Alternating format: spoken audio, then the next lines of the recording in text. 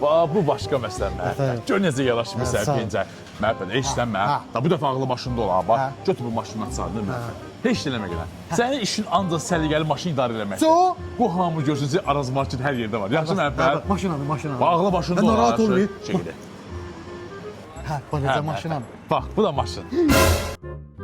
Ayda, nə qəşəng maşındır. Hə, Məhəbbət, görsən, Məhəbbət.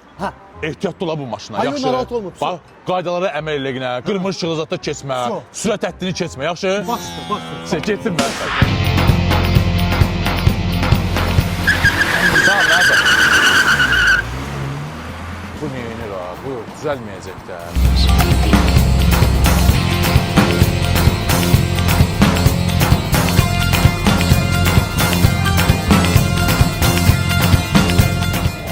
Sumqayıtda bir manatdan bir nəfər yerim qaldı. Qardaş bir saatdır gözləyirəm. Sumqayıta bir nəfər getmirik bə. Hadi gedirik dana yaxşı sakit dur dana sən yeri rahat de. Camaatı mən bir dəqiqə borta mindirəcəm.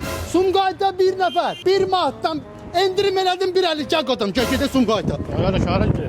Sumqayıtda dana Aa, Sumqayıtın nə işin var? Mən Sumqayıtı getdim. Ay Sumqayıtdan gözəl. Qardaş, bax, Sumqayıt. Qardaş Sumqayıt geniş şəhərdir, küçələri genişdir. Qardaş, bax, Sumqayıt.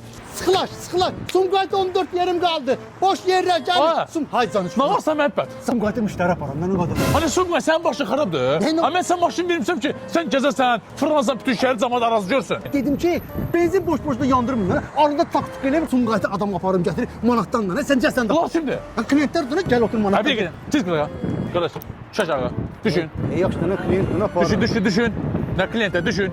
Gəldi müdür gəldi eşitdi. Buraya. Soyun pencere. Yaxşı dənə eşitdi. Soyun pencere. Asada vermə. Allah işi lazım da deyil, Allah. Sən yeri baba Yaxşı.